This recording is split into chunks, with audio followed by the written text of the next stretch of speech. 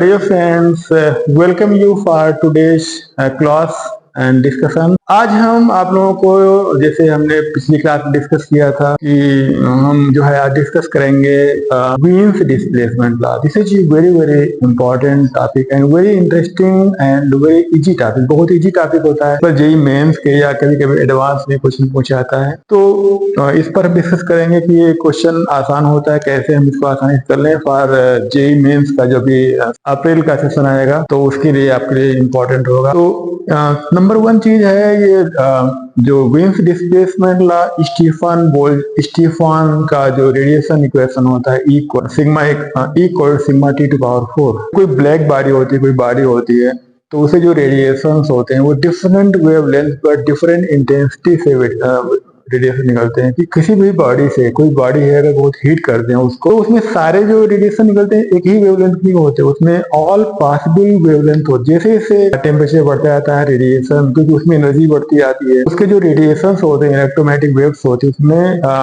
जो पीक होती है इंटेंसिटी का जो लेवल होता है बढ़ता जाता है. तो इसके ऊपर एक ग्राफ जो ल्यूमर एंड प्रिंगहिम जो है, ल्यूमर एंड प्रिंगहिम जो साइंटिस्ट का नाम है, इन्होंने एक्सपेरिमेंट किया था. ब्लैक बॉडी को गर्म किया, उसके बाद उसको स्लिट से एंड मिरर के थ्रू उसको जो है प्रिज्म के थ्रू पास करते, उसको जो है स्पेक्ट्रोमीटर से उसकी जो है तो ग्राफ कर्व खींचे. उसी कर्व के बारे में डिस्कस करेंगे, किस तरीके से उन्होंने इसको एनालाइज किया, इसका क्या इंपॉर्टेंस होता है. जैसे जैसे टेम्परेचर बढ़ते जाता है वैसे वैसे जो पीक होती है बाई तरफ शिफ्ट होती है, एंड ऑल्सो जो उसका जो एनर्जी होती है, एनर्जी लेवल होता है वो बढ़ता जाता है. तो ये चीज है ल्यूमर प्रिंगहिम ने जो बताया था, उसी के बारे में हम बताएंगे. जो कि आपको मालूम है कि जो रेडिएशन होते हैं उसके लिए जो रेडिएशन का इक्वेशन होता है वो equal to sigma A N T to power 4. इस इक्वेशन से एनर्जी का एमिशन होता है.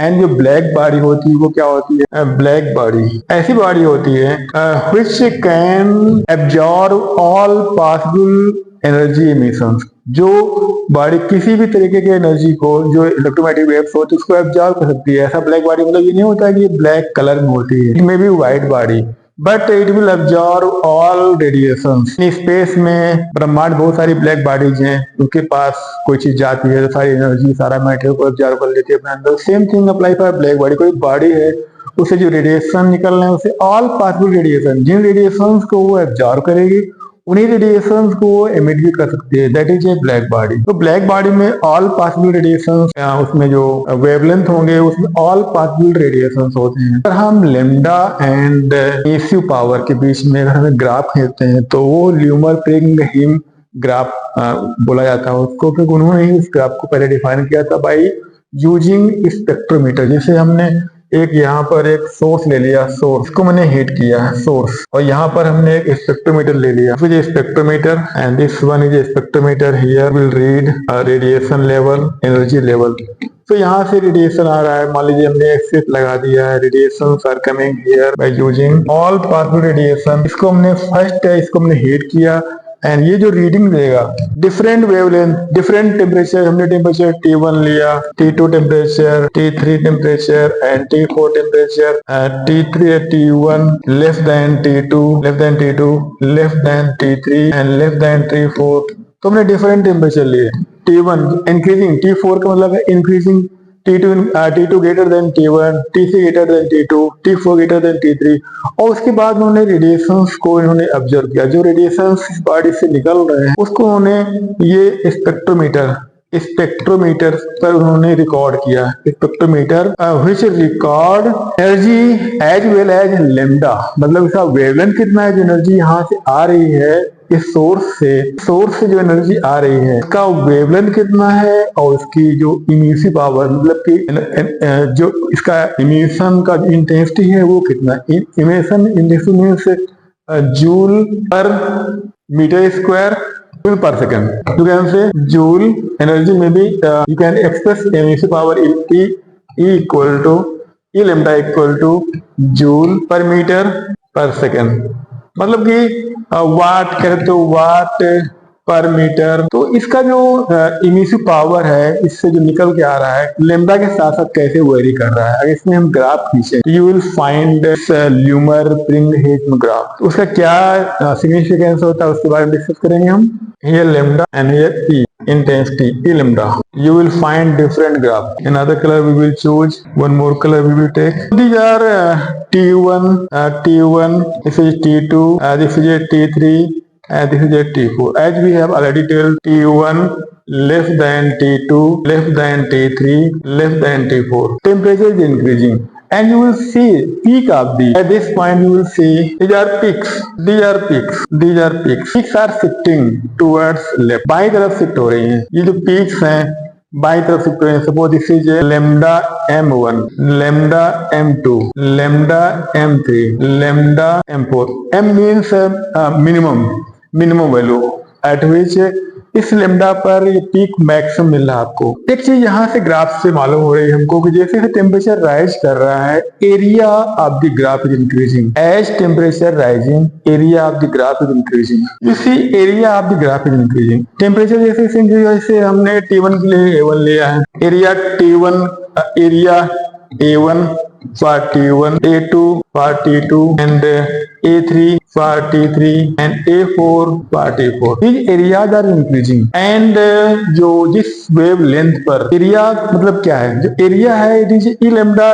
अगर हम ग्राफ में एरिया लेते हैं, एरिया क्या है, what is area, E lambda and lambda के बीच का जो एरिया है, मतलब कि अगर इसको ई लेमडा को लेमडा से मल्टीप्लाई, स्पेक्ट्रल इमिसिविटी को हम लेमडा से मल्टीप्लाई करते हैं, you will get whole of the radiation. क्योंकि रेडिएशन जो निकल रहा है उसमें मिनिमम भी रेडिएशन हो सकता है और मैक्सिमम वेवलेंथ हो सकता है। जैसे जैसे आप देख रहे हैं कि लेमडा की T1 की जो टेम्परेचर जैसे जैसे उसको हीट करते जा रहे हैं बॉडी को, उसका मैक्सिमम एनर्जी हमको मिल रही है वो बाईं तरफ शिफ्ट हो रही है। उसके लिए लेमडा बाईं तरफ शिफ्ट हो रहा है, it is shifting towards left. जैसे पहले हमने T1 टेम्परेचर लिया था तो लेमडा हमारा यहाँ पड़ता है, हमने T2 बढ़ा दिया तो लेमडा बाईं तरफ खिसक गया, T3 बढ़ा दिया तो लेमडा और बाईं तरफ खिसक गया, T4 हमने और बढ़ाया तो लेमडा और पीछे की तरफ खिसक गया। तो मैक्सिमम हर टेम्परेचर के लिए बॉडी में जो एमिशन होता है उसमें मैक्सिमम जो एमिशन होता है एक पर्टिकुलर वेवलेंथ की होता है, ये उसकी कैरेक्टरिस्टिक होती है बॉडी की। एक जो आपको मैक्सिमम एमिशन मिल रहा है वो क्योंकि जब किसी बॉडी को हम हीट करते हैं, किसी बॉडी को हीट करते हैं तो इसमें बहुत सारे क्या होते हैं, मॉलिक्यूल होते हैं। जैसे जैसे इसको हम हीट कर रहे हैं, हीटिंग यहाँ से हम इसको हीट दे रहे हैं, क्यों, तो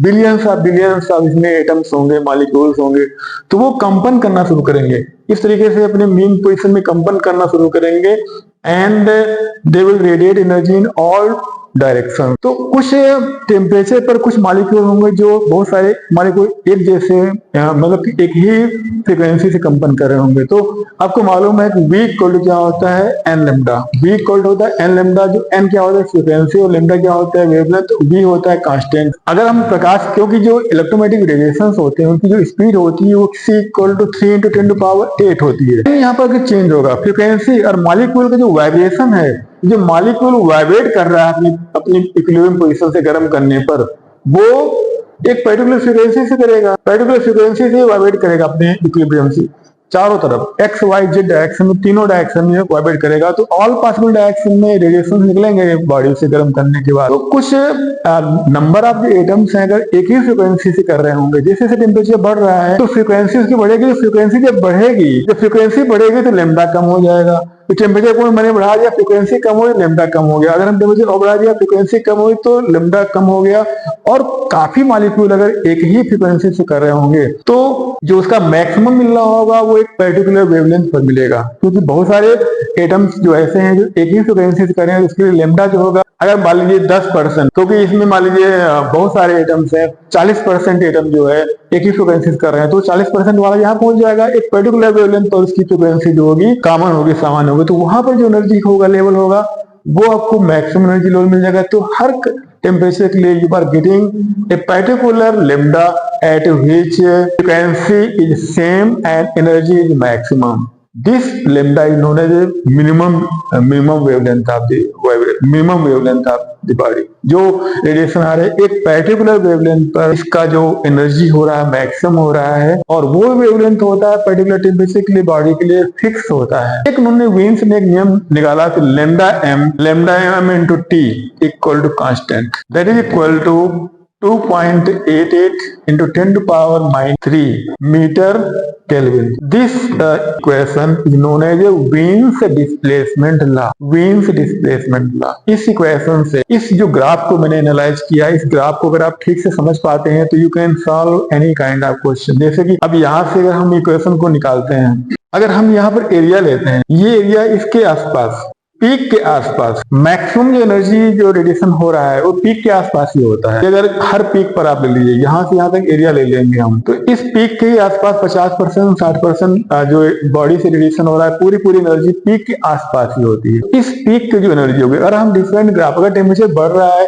अगर हम इसका वेवलेंथ का जो हमने जो वेवलेंथ की थिकनेस को अगर फिक्स कर दिया, ये हमने डी लेमडा लिया सभी के लिए, इसके लिए सभी चारों पीक के लिए अगर हमने वेवलेंथ का जो विड्थ हमने फिक्स कर दिया, तो ई लेमडा एंड डी लेमडा होगा। ई लेमडा डी लेमडा, जो डी लेमडा हमने जो फिक्स किया है, विड्थ फिक्स किया है लेमडा की, वो ज्यादा होगा T4 के लिए, greater than E lambda D lambda for T3, that is greater than, इसको अगर हम यहां से लिखें, E lambda D lambda T4 greater than E lambda D lambda T3 greater than E lambda D lambda T2 greater than E lambda D lambda E lambda D lambda T1। तो अगर हमें lambda की width fix कर लिया, तो जैसे जैसे temperature बढ़ेगा ई लेमडा डी लेमडा उसका बढ़ता जाएगा। तो एरिया से साबित हो रहा है कि ये जो कर्व है इसका एरिया ज्यादा है। ज्यादा टेम्परेचर पर बॉडी से जो एमिशन होगा वो ज्यादा एनर्जी एमिट करेगा कंपेयर टू लोअर टेम्परेचर, और जो हायर टेम्परेचर पर जो मैक्सिमम एनर्जी आपको मिल रही है वो कम वेवलेंथ पर मिलेगी। अब यहाँ पर देखिए lambda 4m less than lambda 3m less than lambda 2m less than lambda 1m। Temperature अगर कम होगा तो उसका लेमडा ज्यादा होगा, टेम्परेचर ज्यादा होगा तो उसका लेमडा कम होगा। जो आपको मैक्सिमम एनर्जी मिल रही है हायर टेम्परेचर के लिए वो कम लेमडा पर मिलेगा कंपेयर टू लोअर टेम्परेचर, क्योंकि जैसे जैसे टेम्परेचर बढ़ेगा मॉलिक्यूल की फ्रीक्वेंसी बढ़ेगी। जब हम टेम्परेचर बढ़ाते हैं, मतलब हीट देंगे किसी बॉडी को, तो उसमें मॉलिक्यूल होंगे वो वाइब्रेट करना शुरू करेंगे। जितना ज्यादा उसको हीट देंगे उतना तेजी से टेम्परेचर राइज करेगा, उतना तेजी से वो वाइब्रेट करेगा। तो जो एनर्जी का जो एमिशन होगा कम लेमडा की तरफ शिफ्ट कर जाएगा। कम लेमडा, फ्रीक्वेंसी बढ़ेगी तो लेमडा कम हो जाएगा, फ्रीक्वेंसी घटेगी, मॉलिक्यूल का वाइब्रेशन जो होगा हायर टेम्परेचर पर हायर फ्रीक्वेंसी होगा। तो आपको मालूम है C equal to N lambda. N क्या है, फ्रीक्वेंसी बढ़ रहा है तो लेमडा कम हो जाएगा। वही वजह से ये टेम्परेचर बढ़ता है तो फ्रीक्वेंसी बढ़ जाती है तो लेमडा कम हो जाता है, इसीलिए लेमडा बाईं तरफ शिफ्ट होता है। तो मुझे लगता है अच्छे से ये कॉन्सेप्ट जो बताया फ्रीक्वेंसी, ये लेमडा बाईं तरफ क्यों शिफ्ट हो रहा है, बिकॉज फ्रीक्वेंसी इंक्रीज हो रही है मॉलिक्यूल की, टेम्परेचर बढ़ाने पर फ्रीक्वेंसी इंक्रीज होगी तो लेमडा कम होगा, लेमडा बाईं तरफ जाएगा और एनर्जी जो होगी वो ज्यादा होगी। बिकॉज एनर्जी ज्यादा क्यों होगी कि equal to sigma A T to power 4, temperature ज्यादा होने पर जो एनर्जी होगी वो ज्यादा होगी।